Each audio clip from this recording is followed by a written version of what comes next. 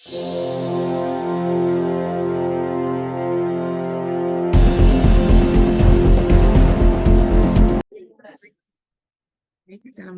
warahmatullahi wabarakatuh. Adik-adik mahasiswa, semoga selalu dalam keadaan sehat. Saya izin menyampaikan terkait dengan filum nematoda dan rotifera. Ya. Jadi tujuan pembelajaran kita pada hari ini yaitu mahasiswa dapat menjelaskan karakter diagnostik filum nematoda dan rotifera. Kemudian yang kedua adalah mahasiswa dapat menjelaskan karakter umum filum nematoda dan rotifera. Yang ketiga, mahasiswa dapat membedakan karakter diagnostik dari kelas-kelas yang ada di filum nematoda dan rotifera. Kemudian mahasiswa dapat menganalisis peran ya. Jadi setelah kita mengetahui karakter diagnostik dari filum nematoda dan rotifera, selanjutnya kita bisa menganalisis perannya gitu dari filum yang ada. Kemudian apa yang bisa kita pelajari dari dendrogram ini? Jadi nanti pada pertemuan ke-10 dan pertemuan ke-15 kita akan mempelajari dendrogram ya. Dendrogram itu adalah tampilan gini yang bisa kita gunakan untuk mengetahui karakter pembeda dan karakter umum dari film yang kita perbandingkan. Nah, nanti silakan adik-adik menganalisis posisi nematoda dari golongan filum Aselmintes yang ada di gambar ini. Silakan nanti didiskusikan begitu ya. Minggu kemarin adik-adik sudah belajar terkait filum Platyhelminthes ya. Filum Platyhelminthes itu bentukan tubuhnya itu seperti selembaran. Itu pada golongan Turbellaria, kemudian bentukan seperti pita, itu golongan Cestoda, kemudian tidak bersegmen, dan terdapat bulu getar atau trematoda. Kemudian belum mempunyai rongga tubuh atau acelomata ya. Kemudian sistem pencernaannya itu belum lengkap. Ya, jadi kita bisa cek itu dari keseluruhan yang ada pada filum Platyhelminthes. Lalu apa bedanya dengan nematoda yang akan kita pelajari hari ini? Nah, nematoda ini adalah golongan dari cacing yang tubuhnya itu bilateral. Ya, jadi kalau dibagi dua itu bisa dibedakan sisi kanan dan sisi yang kiri. Kemudian gilik ya, gilik memanjang itu adalah kekhasan dari golongan nematoda. Kemudian tubuhnya ini simetris bilateral atau tidak bersegmen, ini golongan dari rotifera. Kemudian mempunyai rongga tubuh, ini pseudo soel ya, pseudo selomata. Kemudian sistem pencernaannya ini sudah lengkap ya, sudah bisa dibedakan dari yang usus gitu ya sampai ke anus gitu ya, dari mulut, usus kemudian ke anus. Ini golongan dari filum Aselmintes ya, yang kita pelajari hari ini itu adalah golongan nematoda dan golongan rotifera ya.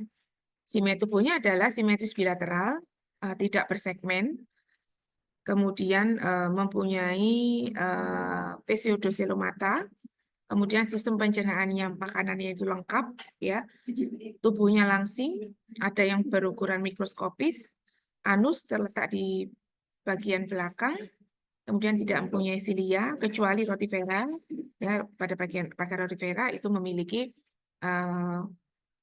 rambut-rambut begitu ya, silia yang ada di bagian anterior tubuh. Kemudian kelompok hewan laut dan di perairan tawar yang kosmopolitan. Kemudian pada filum Aselmithes ini dibagi menjadi 7 ya. 7 filum, ada filum rotifera, ini golongan Lophothroszoan ya. Jadi dia tidak memiliki kemampuan untuk molting. Nah, itu apa saja golongan cacingnya? Itu ada golongan cacing pada filum rotifera, kemudian pada filum Gynohancha, pada filum Gastrotheca, dan filum Loricifera. Jadi dia tidak memiliki kemampuan untuk molting. Kemudian ada golongan Ecdysozoan. Jadi dia memiliki kemampuan untuk molting ya. Golongannya apa? Ada nematoda, ada nematomorpha, dan ada Acanthosepala. Jadi ada 3 ini ya, dia memiliki kemampuan untuk molting. Salah satunya adalah golongan nematoda. Kalau rotifera itu masuk di golongan filum yang tidak memiliki kemampuan untuk molting. Ini berdasarkan Nielsen ya. Ini perbedaan secara umum yang kemarin adik-adik pelajari itu adalah golongan Platyhelminthes, itu dia tidak memiliki rongga tubuh. Kalau yang hari ini itu Pseudosolomata, dia sudah memiliki rongga tubuh, tapi semi ya, semi rongga tubuh yang di bawah, yang di bagian tengahnya ini memiliki air begitu ya, air yang fungsinya adalah untuk pergerakan. Kemudian ada yang rongga sempurna ya, yang sudah memiliki rongga tubuh. Nah, ini besok akan kita pelajari di pertemuan berikutnya rongga tubuh ya. Jadi rongga tubuh ini bisa membedakan lapisan tadi. Ada lapisan ektoderm, ada lapisan mesoderm, dan ada lapisan endoderm. Jadi fungsinya adalah di pencernaan ya. Nah, ini Pseudosolomata yang kita pelajari. Nah, adik-adik mahasiswa, ini adalah kondisi pasien yang sudah terinfeksi oleh askariasis ya. Jadi tubuh di dalam tubuhnya, di dalam ususnya ini memiliki banyak telur yang nanti telur itu bisa tumbuh menjadi cacing dewasa baik jantan maupun betina di dalam usus manusia. Nah, ini contohnya kalau dia terserang cacing kremi yang bersarang di dalam usus wanita ya. Kemudian ini kasus kejadian di mana dia terinfeksi oleh cacing jantan dewasa atau loa-loa ini ya. Ukurannya sekitar 3 sampai 4 cm ya, terlalu besar gitu ya di daerah belakang retina mata. Nah, ini untuk filum nematoda. Kemudian ini untuk karakteristik dari filum nematoda. Jadi yang akan kita pelajari hari ini itu adalah golongan filum Aschelminthes khusus yang nematoda dan rotifera. Nah, ini nematoda ya. Adik-adik bisa melihat ini bentukan dari Ascaris lumbricoides jantan dan betina. Ya, kalau jantan dia ukurannya lebih kecil, ramping ya. Dan di bagian posteriornya ini memiliki bentukan membulat ya. Memiliki bentukan membulat di dalamnya itu ada spikula ya, di bagian posterior tubuh ini ada spikula. Kemudian kalau yang betina ya, yang betina ini adalah untuk golongan bentuk tubuhnya itu membesar ya. Jadi bisa dibedakan antara cacing yang jantan dan cacing yang betina karena bentuknya adalah bulat memanjang begitu ya, tidak bersegmen atau simetri. Nah, ini untuk karakter diagnostiknya. Dia memiliki ampit yang ada di bagian anterior tubuh dan dia memiliki pasmit yang ada di bagian posterior tubuh. Ya. Ampit ini adalah lubang kutikula yang buntu dan bersilia. Jadi dia memiliki fungsinya adalah sebagai kemoreseptor yang utama. Ya, ada ampit yang terletak di bagian anterior dan ada pasmit yang terletak di ujung posterior. Nah, ini fungsinya adalah untuk ini. Kemudian ini macam-macam bibir ya yang ada pada nematoda. Ya, ada ampit, kemudian ada pasmit tadi. Dia fungsinya sama sebagai kemoreseptor. Ya, ini bentukan ampit ya yang ada di bagian anterior dari nematoda. Nah, ini bentukan dari ampit. Ada yang bentuk oval, ada yang bentuk spiral. Ini juga sebagai kekasan ya, penentu dari golongan nematoda. Nah, ini video cara bergerak dari nematoda.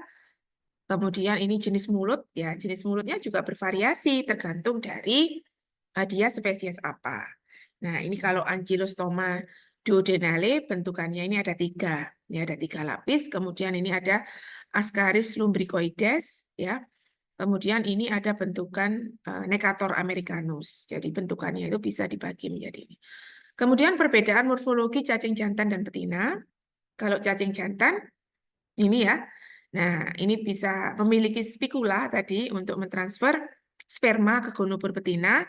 Dan ini adalah cacing betina ya, dia punya anus di bagian posterior tubuhnya dan ini ada perkembangan telur. Ya, ada ovari yang perkembangan telur dari nematoda tersebut. Kemudian spikula, nah ini adik-adik ya, adik-adik mahasiswa bisa melihat. Nah, ini kalau pada jantan dia memiliki spikula. Ini betina ya. Nah, ini ada telurnya. Kalau ini jantan ada spikula. Spikula ini adalah membuka pori kelamin cacing betina. Jadi untuk mentransfer sperma ke gonopor ikan, ke gonopor cacing nematoda betina ya. Jadi bisa dibedakan begitu.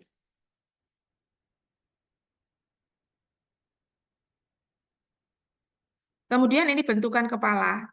Ya, jadi bentukan kepala juga macam-macam, yang di atasnya di bagian anterior itu ada stiletnya. Nah, ini bentukan ekor. Kemudian ini sistem pencernaan makanannya lengkap dari mulut, kemudian ke faring, kemudian mengisap makanan, kemudian ada usus yang panjang, kemudian ada rektum, kemudian ada anus. Ya. Nah, ini video cara makan nematoda ya. Nah, ini videonya lengkap sekali. Kemudian sistem reproduksi nematoda, ini ada seksual, ya ada dioseus, kemudian fertilisasi terjadi di dalam tubuh cacing betina, kemudian telur dibuahi dan akan menjadi cangkang yang tebal dan keras begitu ya. Kemudian pada bagian ujung anus ini ada jantan, terdapat spikula ya untuk kopulatori gitu ya, untuk kopulasi gitu pada yang betina.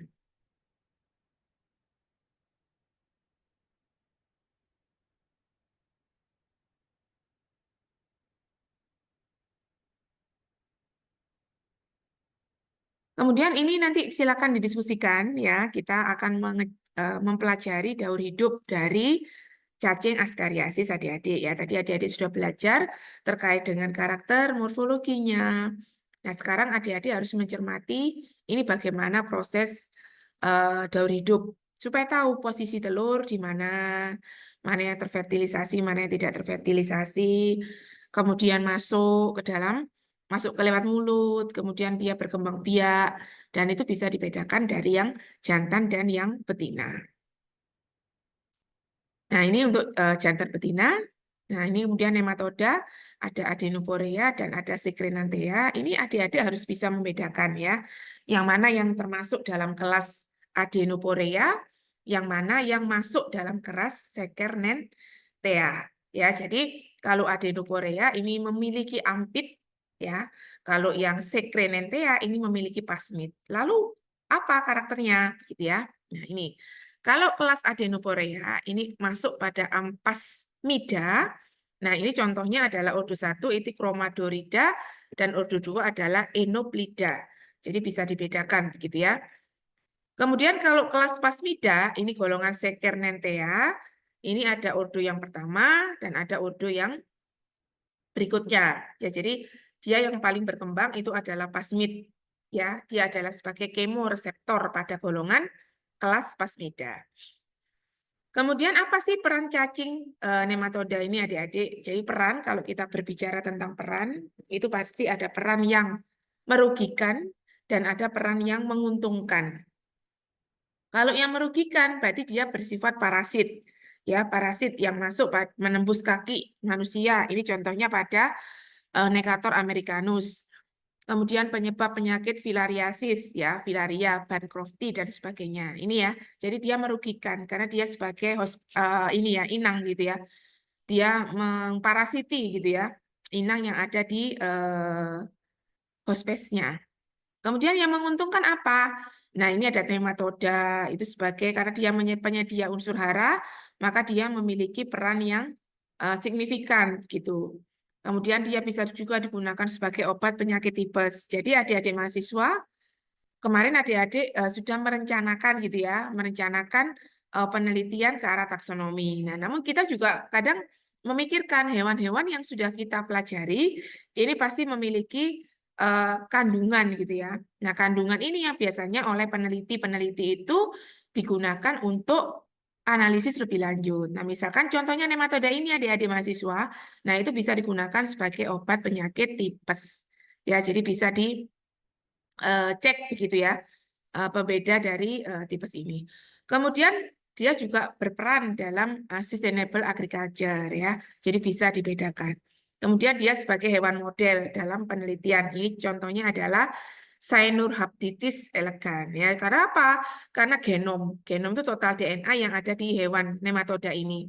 Itu sudah diidentifikasi, sudah tahu jenisnya apa gitu ya, secara keseluruhan. Nah, itu biasanya digunakan untuk proses cloning dan sebagainya. Bisa menggunakan dari nematoda ini. Nah, ini kalau golongan yang kedua yang kita pelajari itu adalah dari golongan rotifera. Nah, rotifera ini dia bentukannya benar-benar memutar ya, yang ada di sekitar mulut tubuhnya itu adalah korona ya. Nah, bentukannya banyak. Silakan nanti adik-adik mempelajari kembali tampilan yang ada di Sindik begitu. Untuk selanjutnya kita akan diskusikan lebih lanjut terkait dengan karakter. Nah, ini untuk ciri umum rotifera ya. Dia cacing rotifera, ini merupakan hewan renik ya. Dia penghuni danau, kolam air tawar, dan air laut. Tubuhnya simetris bilateral, kemudian tidak bersegmen. Nah, hewan ini berukuran mikroskopis ya, dan sering ditemukan bersama-sama dengan hewan lainnya. Nah, ini karakter diagnostiknya. Dia faring berotot, berahang, kemudian di kakinya itu ada dilengkapi dengan kelenjar kaki.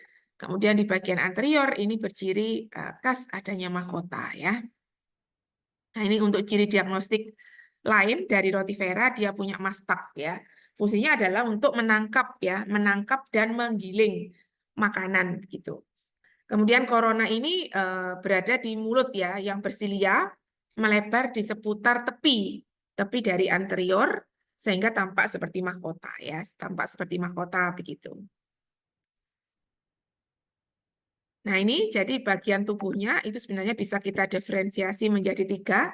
Ada bagian anterior, ada bagian tubuh atau bagian badan, kemudian ada bagian posterior. Nah, ini bisa dikarakterisasi begitu ya dari bagian-bagian yang ada di tubuh golongan rotifera ini. Oke, mungkin itu ya yang bisa saya sampaikan. Untuk selanjutnya, adik-adik silakan diskusi dan melanjutkan dari pembelajaran yang ada pada nematoda tersebut. Oke ya, silakan adik-adik setelah ini mengecek gitu ya, apa saja yang menjadi kekhasan dari golongan nematoda dan rotifera. Untuk selanjutnya, silakan mempelajari dari daur hidup yang ada pada rotifera tersebut. Oke, terima kasih ya. Wassalamualaikum warahmatullahi wabarakatuh.